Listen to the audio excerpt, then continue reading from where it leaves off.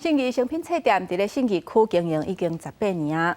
昨天暗时10点半收起来，不少民众是拢去遐翕相做纪念。敢若拜六礼拜这2天，就有超过15万人去遐行踏，嘛创下纪录。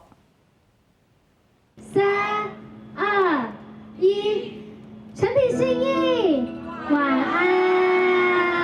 日是平安夜暗时10点半，民众倒算见证成品信义关灯结束，代表自闪闪逝世变做黑暗。将这民众用手机翕做历史性的一刻。成品董事长吴明佳看到台北101特别点灯写着“再见信义成品”，带员工伫舞台顶向读者感性识别。是我们在过去这1个月内，信义书店店长告诉我们说，书店几乎要被搬空一半了。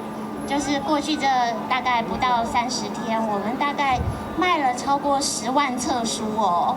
这其中的民众非常多人都是20几岁、30几岁。虽然寒流来，天气正冷，平安夜依然有真侪民众来。可惜董事长董子贤长期以来就是成品重要的支持者。伊讲2006年伊参加信义成品开幕，怎么见证期结束，因过成品会伫其他的所在甲大家再见面。 成品最美的风景其实是人，有人的地方啊就会有希望。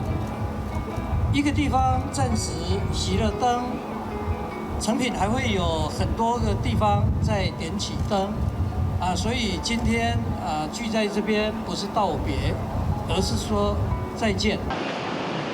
这个会啊，三个人伫咧结束进前，特别来信义成品翕相做纪念。因为自囡仔出世到大汉，拢有细成品的记忆。信义成品是全世界上大的繁体中文书店，自2006年开始，伫信义区经营18档，去要甲21年出来过。